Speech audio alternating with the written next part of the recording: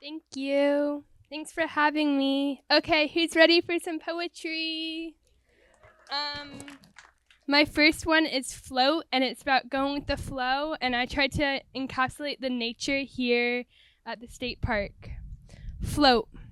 Crystal blue, angelic skies, water stretching endlessly, rushing, splishing, splashing. Down and around the bend, an adventure of its own, for we are just visitors here.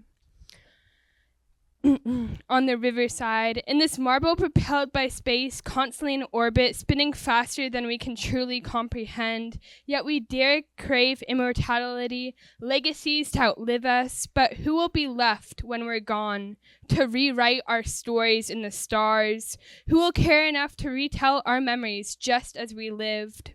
Who will remember what we ate for lunch, or that the bus was 3 minutes late?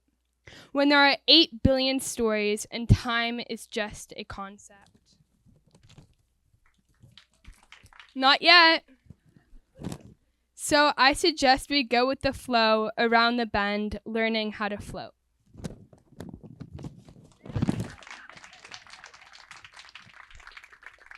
This is actually a new poem that I wrote yesterday, so I don't know how it will come across to the audience, but it's a little bit of a story kind of poem. Nostalgia.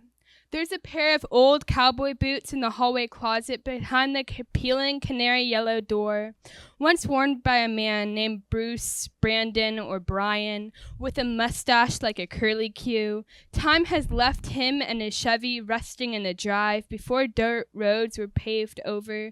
He left his boots and ran into the eye of the tornado, where they soon gathered dust, collecting soil from which sunflowers bloomed out of their souls. Perhaps someday vines will grow long, wrapping around us, trailing down the hallway, a colorful floral aroma of nostalgia. But for now, they're hidden in the back of my mind.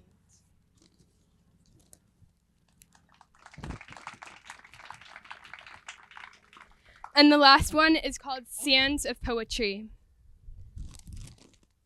I am drowning in the pages, swimming in a sea of words, strung together with twine and fishing line.